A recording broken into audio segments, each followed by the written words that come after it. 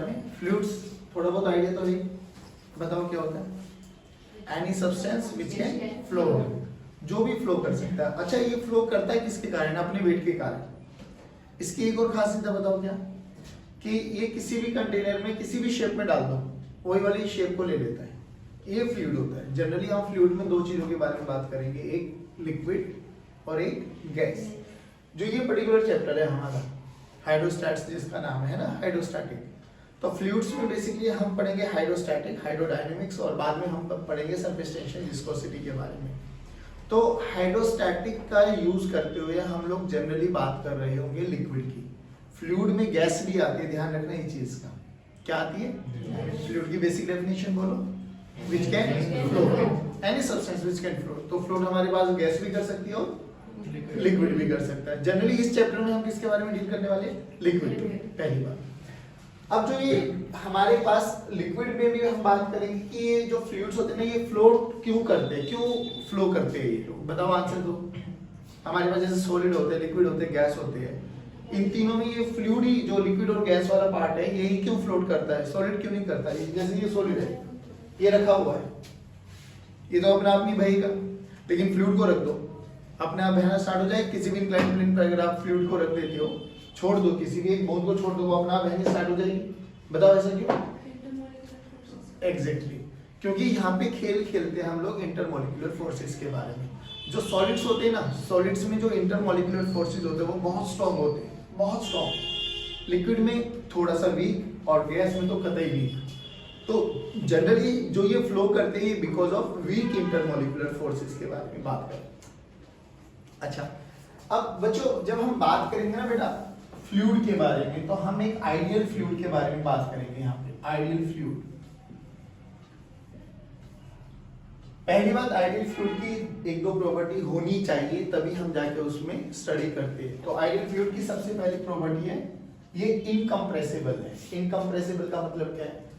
कि अगर हम इसको दबाएंगे ना, तो इसकी वॉल्यूम में कोई भी चेंज नहीं आएगा। इनकम्प्रेसिबल, इसके मास में कोई भी चेंज नहीं आएगा, वॉल्यूम विल रिमेन कांस्टेंट। इसकी जो ग्रेविटी है, वो डेंसिटी है, उसमें भी कोई वेरिएशन। और जायज बात है, देखो मास क्या होता है, रो इनटू वी। रो क्या होता है? डेंसिटी। वी क्या होता है? वॉल्यूम। अगर मास को कांस्टेंट रखना है, इनकम्प्रेसिबल मास को कांस्टेंट रखना है, तो रो भी कांस्टेंट होना चाहिए और वी भी कांस्टेंट होना चाहिए। तो इनकम्प्रेसिबल का मतलब समझ में आ गया बच्चों? इनकम्प्रेसिबल बोले तो वॉल्यूम कांस्टेंट, मास कांस्टेंट, और मास का फॉर्मूला बोलो। मास का फॉर्मूला होता है रो इनटू वी। रो यहाँ पे डेंसिटी है बच्चों, हाँ, वी होती है वॉल्यूम। तो अगर आपके पास वॉल्यूम कांस्टेंट है, रो कांस्टेंट है, तो मास भी कैसा हो जाएगा? कांस्टेंट। ये मान के चलेंगे हम लोग। दूसरी प्रॉपर्टी होती है कि नॉन विस्कस होना चाहिए। देखो रियलिटी में विस्कोसिटी है ना, एक फ्रिक्शन में, मतलब फ्लूइड में एक फ्रिक्शन के रूप में आता है। जब एक फ्लूइड चलता है ना, तो एक लेयर के ऊपर दूसरी लेयर, दूसरी लेयर के ऊपर तीसरी लेयर, एक दूसरे के ऊपर है ना फ्रिक्शनल, मतलब बेसिकली विस्कोसिटी लगाते हैं, एक ड्रैगिंग फोर्स लगाते हैं टेंजेंशियल डायरेक्शन में। तो वो भी हम यही मान के चलेंगे कि अभी there should be non viscous होना चाहिए। बात समझ में आ गई यहाँ पे? ठीक। अब ये फ्लूइड की ना एक बहुत खासियत होती है बच्चों, कि जब भी आप किसी भी फ्लूइड में, अच्छा एक चीज और समझ लो, जिस भी लेवल तक अपन पानी भर देंगे ना, ये वाला लेवल, ये दिस इज फ्री सरफेस, इसको बोलते हैं फ्री सरफेस, जो कि एयर के कांटेक्ट में है। फ्लूइड का वो वाला पार्ट जो एयर के कांटेक्ट में आता है, उसको बोलते हैं फ्री सरफेस। एक तो ये चीज, इस फ्लूइड में, मान लो इस लिक्विड में हम कोई भी कैसी भी शेप का ऑब्जेक्ट रखते हैं, कैसी भी शेप का ऑब्जेक्ट रखते हैं, फ्लूइड की ना एक अच्छी प्रॉपर्टी क्या है कि वो उसमें ना कैसी भी शेप का रख दो आप, इसकी एक खासियत होती है, ये उस जो भी एरिया उसके कांटेक्ट में होगा उस पे हमेशा नॉर्मल फोर्स लगाएगा, हमेशा हमेशा नॉर्मल फोर्स लगाएगा। ये तुम्हें वेरिएशन समझ में आ जाएगा कि क्यों मैंने छोटा डंडा बड़ा डंडा उससे बड़ा डंडा लगाया हुआ है, I tell you later on, but ये तुम्हें समझ में आ जाएगा। ये ऐसे फोर्स लगाते हैं। अब बात ये आती है कि चलो सर फोर्स लगाया बट नॉर्मली ही क्यों लगाते हैं, है ना? तो रियलिटी में नॉर्मल क्यों लगाते हैं, नॉर्मल का रीजन बता सकता है कोई मुझे? हमने बोला कि फ्लूइड के पास एक ऐसी प्रॉपर्टी होती है कि जब भी कोई भी सरफेस उसके कांटेक्ट में आ जाएगा ना, वो हमेशा उस पर एक नॉर्मल फोर्स लगाते हैं, हमेशा नॉर्मल फोर्स लगाते हैं। My question is why normal, किसी और एंगल पे क्यों नहीं लगा पाता वो? इसका आंसर आप पढ़ चुके हो वैसे। हाँ बोलो, क्यों नॉर्मल? नॉर्मल क्यों? बैलेंस करने के लिए। अच्छा चलो इसका आंसर मैं बताऊं थोड़ा बहुत। याद करो, फ्लूइड में जिन बच्चों ने थर्मो वगैरह पढ़ लिया होगा उनको पता होगा, केटीजी वगैरह पढ़ लिया होगा उनको पता होगा कि जो फ्लूइड में आपके पास मॉलिक्यूल्स का मोशन होता है ना, वो रैंडम होता है, ब्राउनिंग मोशन बोलते हैं उसको। सोचिए देख, अगर मेरे पास एक कंटेनर है, ठीक है बच्चों, इसमें मैंने फ्लूइड को फिल कर दिया, हाँ ये मॉलिक्यूल्स मान लेते हैं, ठीक है। अब ये रैंडम है, किसी भी डायरेक्शन में मूव कर सकते हैं, हमें इससे कोई लेना देना नहीं। पर एक बार बता, जब ये आएंगे तो इनके पास मोमेंटम है या नहीं? Yes sir. परफेक्ट। क्या हर एक के पास मोमेंटम होगा? Yes sir. परफेक्ट। जब हर एक के पास मोमेंटम होगा तो ये याद करो, आप लोगों ने ना लॉज ऑफ मोशन में पढ़ा था एक चीज, क्या? आई टेल यू, और हमने बहुत न्यूमेरिकल्स भी करे थे। सेकंड लो बताओ एक बार मुझे, सेकंड लो क्या कहता है? सो वो f नहीं वो तो रिजल्ट है उसका, सेकंड लो का f इक्वल्स टू m में तो रिजल्ट है। सेकंड लो क्या कहते हैं? Rate of change of linear momentum is directly proportional to force of gravity, यानी f is nothing but delta v by, ऐसे मत बोलो यार, यस सर। पढ़ा है हमने। डेल्टा p क्या होता है? चेंज इन मोमेंटम, है ना? देख अब सोच, अगर मैंने एक बॉल जिसका मास m है, ये बॉल है मेरे पास, ठीक है, इस बॉल पे अगर मैं इसको किसी भी एंगल पे फेंक के मारूं, मुझे उससे कोई लेना देना ही नहीं। मैंने किसी भी एंगल पर इस बॉल को इंसिडेंट कराया तो ऑब्वियसली इसके पास मोमेंटम है ना? मैंने माना कि मोमेंटम था तो ये टकराने के बाद इधर चली गई, ठीक, मास अभी भी m है, इसके पास वेलोसिटी v1 मान लेते या v मान लेते अभी, और ऐसा मान के चलते कि वेलोसिटी का कोई चेंज नहीं हुआ, फिर भी ये वेलोसिटी बाद में भी ये हो गई, है ना? तो initial momentum p1 m into v, final momentum p2 m into v। मुझे तो चेंज निकालना होता है, चेंज कैसे निकालते हैं? p2 minus p2 minus p1 में याद कर सबट्रैक्शन ऑफ वेक्टर्स आ गया। तो हमें याद होना चाहिए सबट्रैक्शन ऑफ वेक्टर हम क्या करते थे कि जिस वेक्टर को सबट्रैक्ट कर रहे हैं उसको उल्टा करके चिपका दो। देख p2 एज इट इज रहेगा, p1 इस डायरेक्शन में है, माइनस p1 करना है तो p1 की डायरेक्शन को चेंज कर दो, नहीं आया, p2 minus p1 दो वेक्टर्स हैं, इन दोनों का रिजल्टेंट इस डायरेक्शन में जाएगा। अरे डेल्टा p इस डायरेक्शन में भाई, तो डेल्टा p की डायरेक्शन जो होगी वही तो फोर्स की डायरेक्शन होगी। तो सोच के देख, क्या फोर्स इस पॉइंट पर नॉर्मल लगा है भाई, ये सरफेस ही तो बन गया, तो फोर्स हमेशा कैसा लगेगा? अबे कैसा भी कोलिजन क्यों ना हो, क्या फोर्स हमेशा नॉर्मल टू द सरफेस लगने वाला है? हां, क्योंकि डेल्टा p ऐसे ही आने वाला है। तो इनके बारे में क्या ख्याल है? जो ये आपके पास वाटर के मॉलिक्यूल्स जा रहे हैं, भग रहे हैं, ब्राउनिंग मोशन कर रहे हैं, रैंडम मोशन कर रहे हैं और फट फट फट दीवारों पे अटैक कर रहे हैं, तो इसमें भी तो ऐसे ही होगा। यहाँ पर आएगा, इनके पास मोमेंटम है, टकराएगा, फिर वापसी जाएगा, तो मोमेंटम का चेंज हो जाएगा, पहला मोमेंटम इस डायरेक्शन में चेंज होकर इस डायरेक्शन में चला गया। तो अब हमें p2 minus p1 करना है, तो क्या p1 को रिवर्स कर दो? अरे ऐसे मत देखो रे, क्या ये फोर्स इस डायरेक्शन में लगा? बोल भाई, पक्की बात है ना? तो देख, हर एक फोर्स इस पे कैसा लगेगा बेटा? Normal to the surface. अरे कैसा लगेगा भाई? Normal to the surface. तो क्या ये प्रॉपर्टी समझ में आ गई?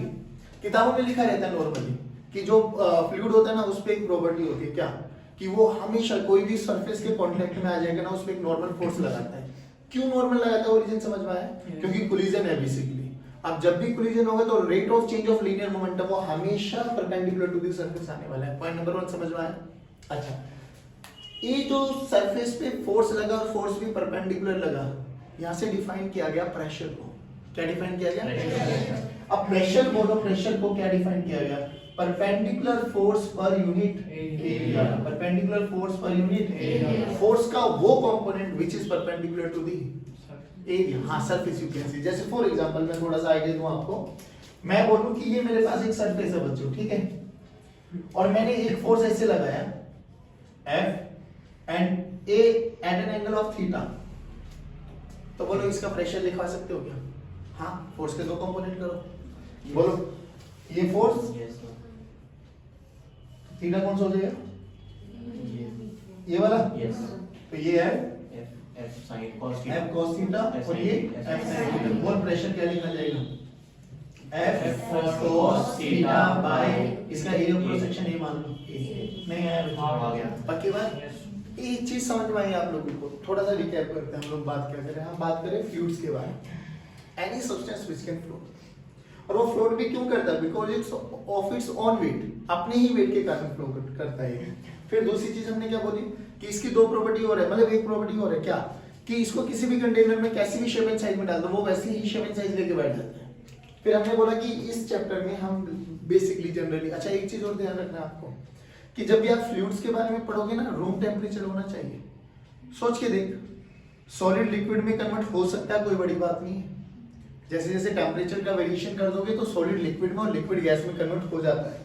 लेकिन इस चीज में हमें ध्यान रखना है कि जब भी हम ये चैप्टर को बारे में बात करें तो रूम टेम्परेचर पे जनरली हम बातों को करके कि हम कोई भी उसकी स्टेट का वेरिएशन नहीं होने देंगे, सॉलिड को लिक्विड में नहीं, लिक्विड को गैस में नहीं। बात समझ में? फिर हमने बोला कि आइडियल फ्लूइड, जनरली हम यहाँ पे लिक्विड के बारे में बात करेंगे। तो आइडियल फ्लूइड में हम बात करेंगे कि उसकी दो प्रॉपर्टी होनी चाहिए आइडियल फ्लूइड की, वो इनकम्प्रेसिबल होना चाहिए और नॉन विस्कस होना चाहिए। इनकम्प्रेसिबल में volume constant, mass constant, density constant होनी चाहिए और उसमें कोई भी फ्रिक्शनल फोर्स लेयर्स के बिटवीन नहीं होना चाहिए। फिर हमने बात करी कि लिक्विड की एक और प्रॉपर्टी है कि अगर हम किसी भी ऑब्जेक्ट को किसी भी लिक्विड के कांटेक्ट में लेके आते हैं तो लिक्विड उसके सरफेस पर, हर एक सरफेस पर एक परपेंडिकुलर फोर्स लगाता है। चलो ठीक है, बट क्यों लगाता है वो रीजन ये रहा, क्योंकि कोलिजन होता है मॉलिक्यूल्स का आपस में, बार-बार कोलिजन होगा तो बेसिकली मोमेंटम का चेंज आएगा, तो वो फोर्स हमेशा उस सरफेस के परपेंडिकुलर लगने वाला है। दैट्स व्हाई लिक्विड की एक प्रॉपर्टी होती है, वो फोर्स लगाता है। पर इसका नेट मोमेंटम तो कंजर्व है। हाँ, तो फिर हम तो फोर्स के बारे में बात कर रहे हैं ना, फोर्स के बारे में बात कर रहे हैं। तो यहाँ पे प्रेशर को डिफाइन किया गया परपेंडिकुलर फोर्स या component of force perpendicular to the surface area. बात समझ में? और एक बहुत बेसिक सा एग्जांपल, यूनिट बोलो प्रेशर की, वो पास्कल, पर मीटर स्क्वायर, और इसी को हमने बोला पास्कल। क्या बोला बेटा? पास्कल। पहली बात। एक चीज और ध्यान से देखा, ये जो प्रेशर है ना, ये हमेशा कंप्रेसिव फोर्स लगेगा। स्ट्रेस में हमने बात की थी कि वो इलोंगेशन भी लगा सकता था, टेंसाइल। तो वहां पे प्रेशर और स्ट्रेस हम लोगों ने बोला था अलग अलग है।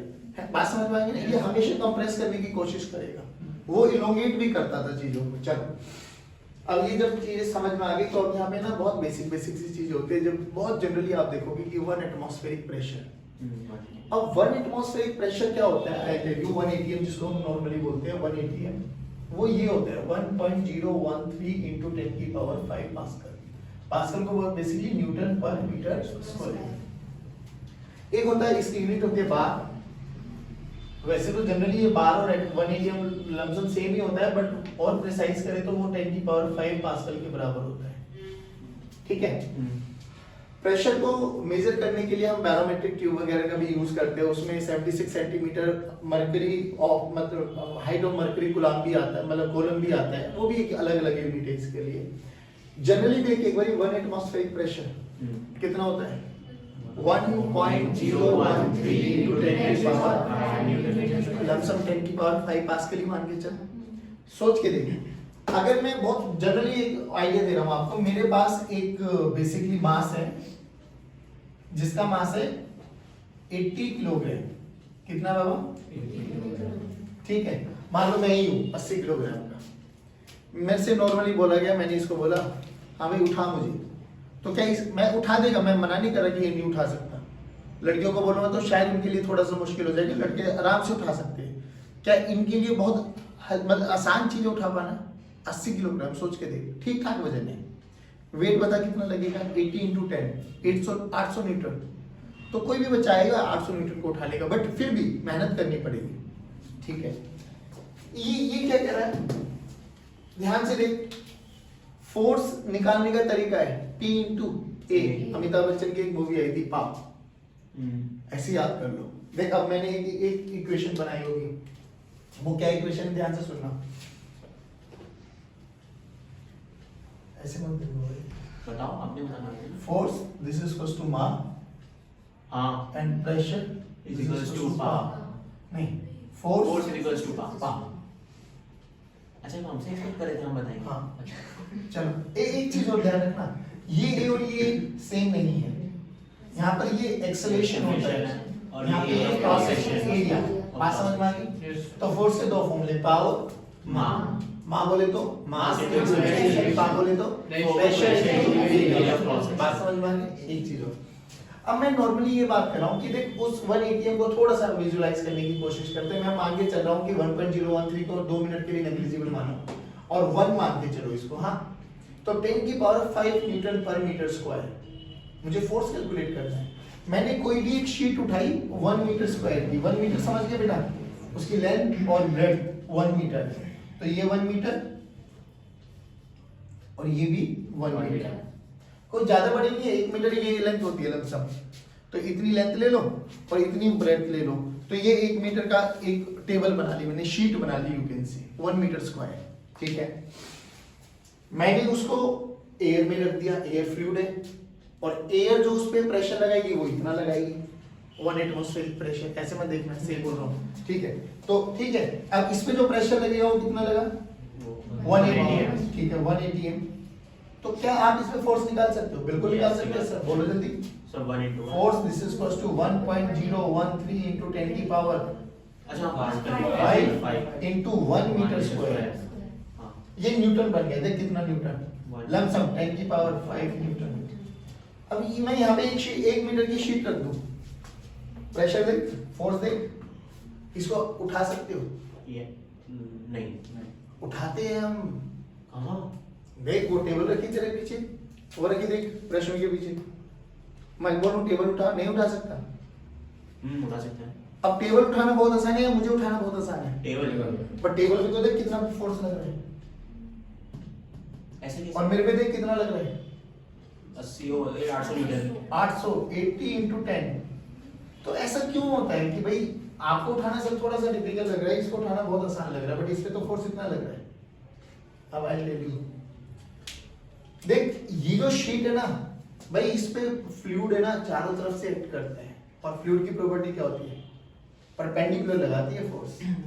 तो जितना ऊपर लगाए उतना नीचे से भी लगता है, तो दे विल कैंसिल आउट। जितना साइड में लगाए उतना इधर से भी लगाए, दे विल। तो बचता कौन है, इसका वेट कौन बचता है, तो इसका केवल और केवल वेट बचता है। आप चाहे 1 किलोग्राम के चाहे 10 किलोग्राम के, मेरे कंपैरिजन में तो कमी होगी, उसमें नहीं फ्लूइड है। है, उसमें फ्लूइड है। अरे तो एयर, अच्छा एयर तो चारों तरफ से दबाए हुए है ना।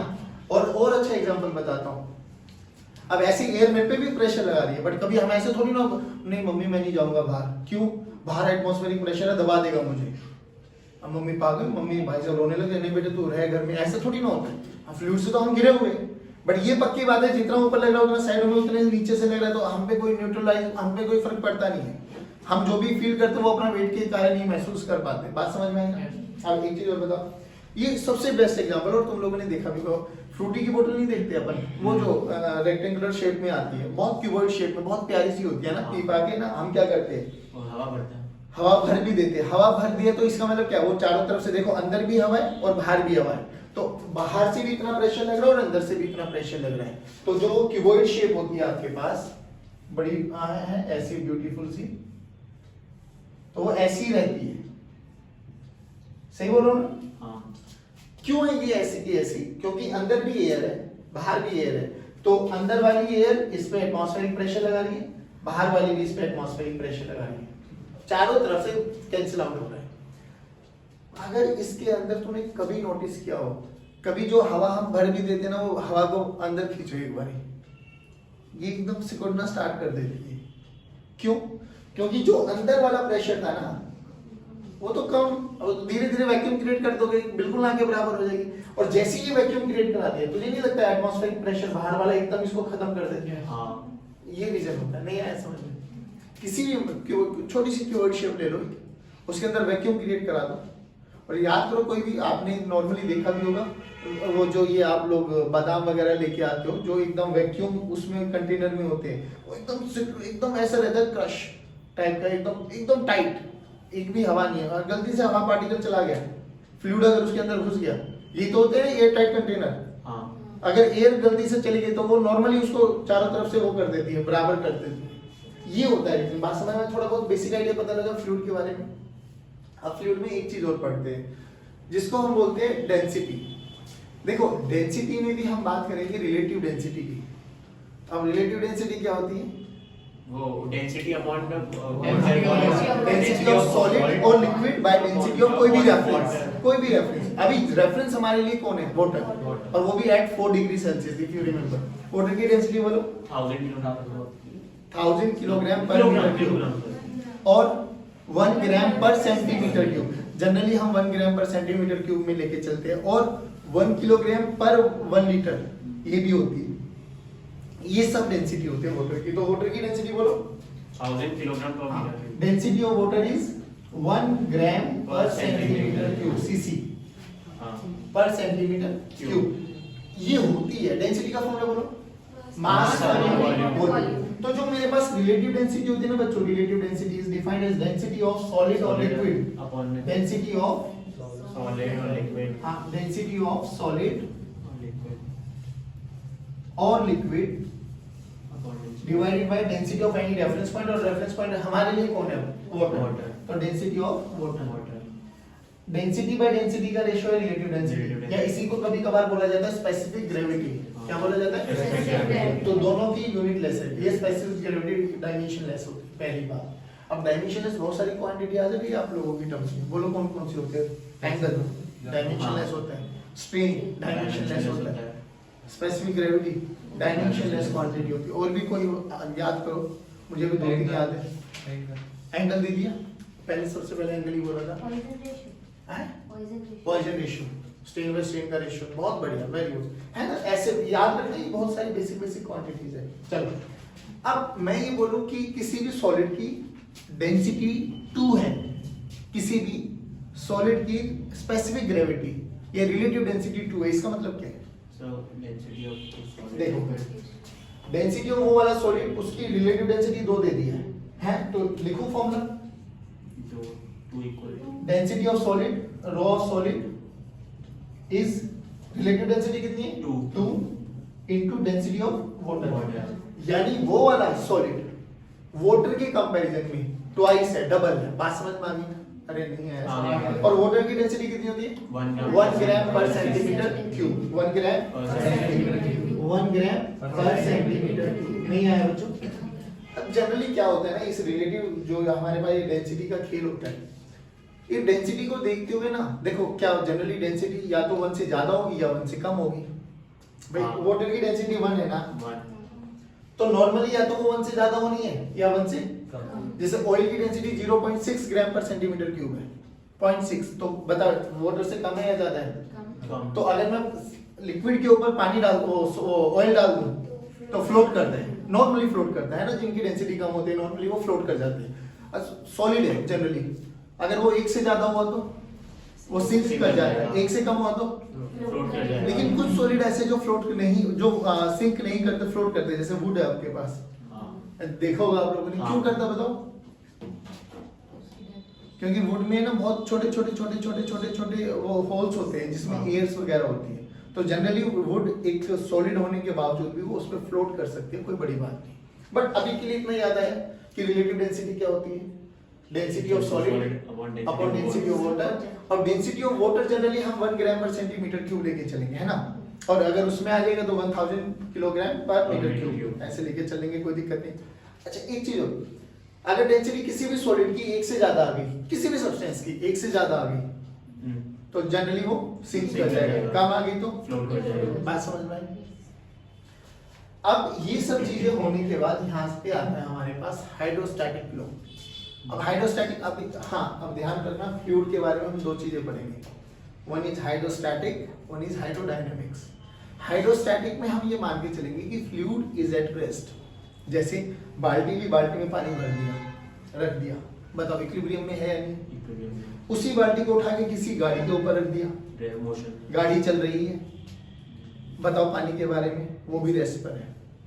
पानी फ्लो तब मानेंगे जैसे पाइप भर लगाए नलके में और पानी चला दे, तो पाइप में से पानी बहता हुआ दिखाई दे रहा है। जब बहते हुए की बात करेंगे तो फ्लूइड इन डायनेमिक्स, चाहे आप उसको किसी भी टब में, बाल्टी में, बकेट में, किसी में भी उठा के रख दो, रखा हुआ है, या किसी भी ऑब्जेक्ट, चलते हुए ऑब्जेक्ट पे रख रहे हो, तो भी हमारे लिए क्या होगा? वो फ्लूइड इन, मतलब हाइड्रोस्टैटिक, फ्लूइड एट रेस्ट। बात समझ में? बहुत बेसिक सा बाइफरकेशन हुआ, fluid at rest hydrostatic, fluid in motion hydrodynamics. और मोशन का मतलब समझ में आना चाहिए कि पानी बहता हुआ दिखाई देना चाहिए। Got it? अब इसको उतारो। अभी हम पढ़ेंगे हाइड्रोस्टैटिक लॉ, ठीक है बेटा? हाइड्रोस्टैटिक लॉ बेसिकली ये क्या कहता है कि अगर आपके पास एक कंटेनर है और आपने इसमें फ्लूइड फिल कर दिया है, लिक्विड यूकेन से, जिसकी डेंसिटी लो है, तो ये कौन सा सरफेस है बाबू? फ्री सरफेस, ठीक है? तो फ्री सरफेस तो देख एयर के कांटेक्ट में, और एयर के कांटेक्ट में तो इस पे क्या लग रहा होगा? Atmospheric pressure. अब 1 atm, बार-बार एटीएम ना लिख के ना इसको कोई भी नोटेशन स्पेसिफाई कर दो, जैसे 1 atm को बेसिकली आप पी नोट बोल दो, ठीक है? तो इस पे पक्की बात है पी नोट लग रहा है। हाँ, अब ये क्या कहती है हाइड्रोस्टैटिक लॉ कि जैसे जैसे आप इसमें डेप्थ में जाते हो ना, तो जो प्रेशर होता है ना वो लीनियरली वेरी करता है।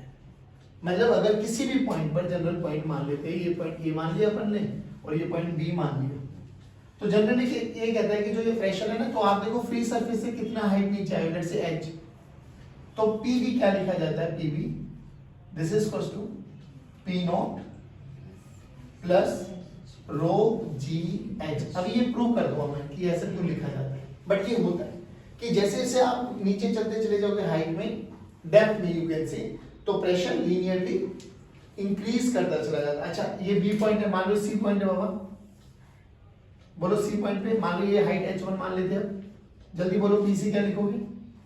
P not plus rho G H.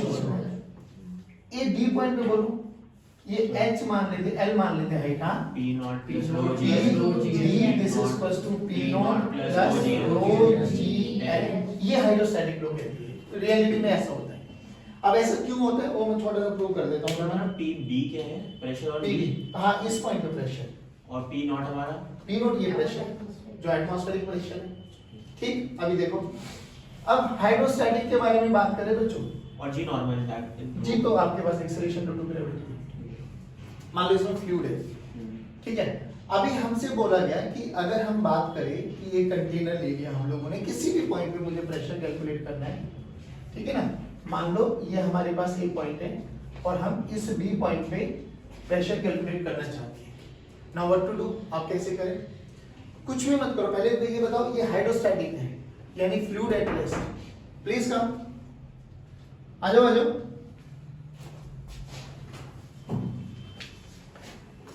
हाँ, तो ये देखो अभी हमारा लिक्विड फ्लूइड किस पे? रेस्ट पे। रेस्ट का मतलब नेट फोर्स जीरो। अब याद करो मैंने छोटा एरो, फिर उससे बड़ा एरो, फिर उससे बड़ा एरो बताया था, और तुझे थोड़ा बहुत यहाँ से समझ में भी आ गया होगा कि अगर लिटरली हम बात करें, चलो अभी देखते हैं, तो इसको प्रूव करने का ना बहुत सिंपल सा है कि एक लिक्विड कॉलम है ना, इमेजिन कर लो कि एक लिक्विड सिलेंडर बना हुआ है इसमें, ठीक है? लिक्विड सिलेंडर हम लोगों ने इमेजिन कर लिया। अब भाई पूरे फ्लूइड पे रेस्ट है तो एफ नेट जीरो है, तो इस लिक्विड पे क्या होगा बच्चों? हर एक डायरेक्शन में एफ नेट जीरो होना चाहिए, नेट फोर्स तो जीरो होना चाहिए। इक्विलिब्रियम का मतलब यही तो आ गया। और इक्विलिब्रियम में नहीं हुआ तो फ्लूइड फ्लो करना चाहिए, तो ना तो वो वर्टिकल में करेगा ना हॉरिजॉन्टल में करता हुआ दिखाई देना चाहिए। अभी तो चलिए अब क्या करें सर? कुछ नहीं करना हमें, इसका क्रॉस सेक्शनल एरिया यही मान लो, इसकी हाइट h मान लो, ठीक?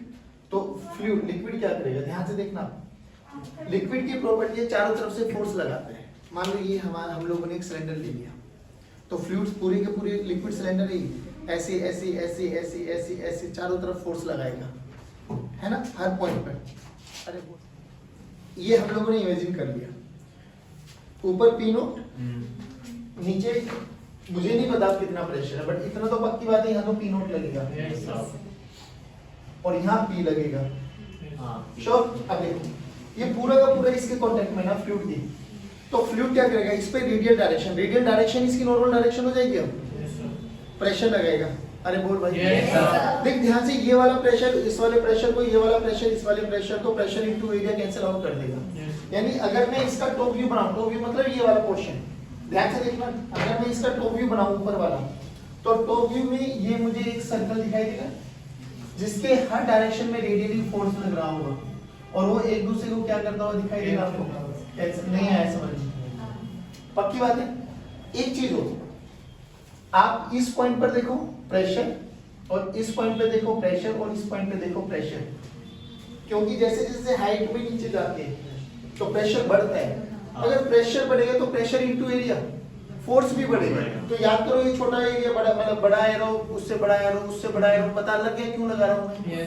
क्योंकि जैसे जैसे आप नीचे चलते चले जाओगे प्रेशर इंक्रीज, और प्रेशर इनटू एरिया फोर्स, ये समझ में आया? बट ये भी सत्य है कि जितना यहाँ लगेगा उतना ही यहाँ लगेगा, जितना यहाँ लगेगा उतना यहाँ लगेगा, they will cancel out each other. तो रेडियल डायरेक्शन में तो जितने भी फोर्सेस है एक दूसरे को कैंसिल आउट कर देंगे, बचेगा कौन? वर्टिकल में लगने वाला। देख वर्टिकल में ऊपर कितना लग रहा है? P नॉट, नीचे ए ये रहा P, और एक इसका खुद का वेट m इंटू जी। नहीं आया समझ में? लेकिन जब ये नीचे जा रहा है तो वो इंक्रीज होगा ना। नीचे कहाँ जा रहा है? तो आपने बोला ना इंक्रीज होगा। अरे भाई लिक्विड कॉलम है तो रेस्ट पर ना, ये पूरा का पूरा फ्लूइड रेस्ट पे तो है। हाँ। तो मैंने एक इमेजिनरी लिक्विड कॉलम ले लिया ना, तो इस लिक्विड कॉलम पे भी क्या लगने वाला है? F net 0। अब F नेट निकालो तो ऊपर F कितना लगा? Force, pressure into area, P not into area, P not into ये तो ऊपर का फोर्स लगा। नीचे फोर्स देखो ऊपर की तरफ में P इनटू एरिया, नहीं आया? ये फोर्स लगा नीचे से, इसका एफबीडी बना, तो एक फोर्स लग रहा है ऊपर से कितना बेटा? P नॉट इनटू ए। एक फोर्स लग रहा है नीचे से कितना? P इनटू ए, और एक इसका खुद का कितना लग रहा है? M इनटू जी। क्या इन तीनों का वेक्टर सम 0 के बराबर होना चाहिए? अरे बोल भाई। अब नीचे बोल कौन कौन लग रहा है? तो नीचे P है, P not A plus M into G, this is equals to P into A। नहीं है बाबा? अब बात आ रही कि M पता लग गया मुझे। और हमारी हाइट अभी रुको तो सही। M देखो, M इस लिक्विड कॉलम का कितना हो जाएगा बच्चों? रो इनटू V, रो इनटू V, रो इनटू V, तो P not into A plus row into V into G। V क्या है? Area into height, volume. भाई एरिया इनटू हाइट, अरे ये h तो मानिए हम लोग ने, एरिया इनटू, तो देखो P not into A plus rho as it is volume, area into height into G, this is equals to P into A will cancel out. नहीं आया? तो P का फॉर्मूला देखो बेटा, या P इस पॉइंट का नाम B दे दो बेशक, P भी देखो, बोलो भाई। P not plus row G H। नहीं है? और बीटा वाला एरिया एरिया के तो इंडिपेंडेंट है। ठीक है। नहीं है? कैसे भी शेप ले लग तू, प्रेशर का फॉर्मूला यही आएगा इस पॉइंट पर। एक चीज और, अगर कोई मेरे से पूछे चेंज इन प्रेशर बताओ, तो change in pressure final minus initial, P not is sorry PB minus P naught, this is equals to rho GH. This formula is valid for fluids, यही कैसे liquid। नहीं आया समझ में? आप कैसे भी किसी भी पॉइंट पे चले जाओ बच्चों, आपके पास प्रेशर यही है। अच्छा एक चीज और बताओ मुझे, फ्लूइड फ्लो करेगा क्या? हाइड्रोस्टैटिक है बच्चे। अच्छा, हाँ। नहीं करेगा।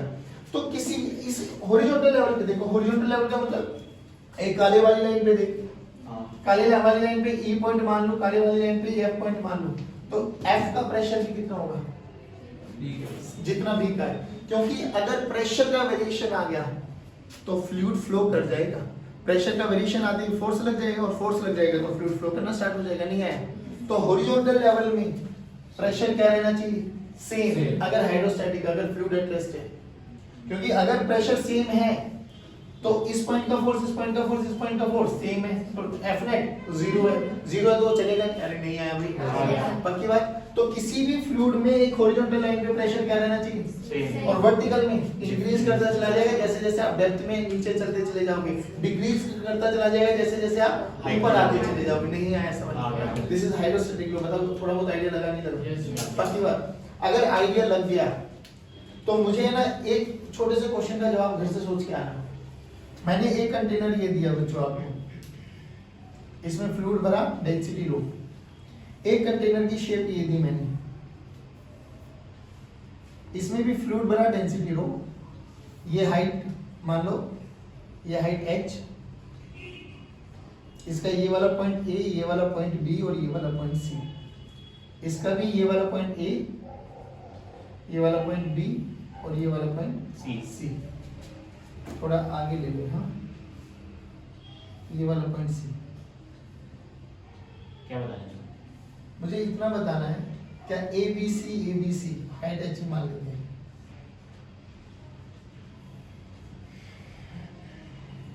इन तीनों में और इन तीनों में क्या प्रेशर सेम है या अलग अलग होने वाला है? This is your homework question, सोच लेना आराम से, ठीक है। शेप देख लो, ये ऐसी है और ये कुछ ऐसी है, ठीक है। चलिए, thank you very much, have a good day, God bless you.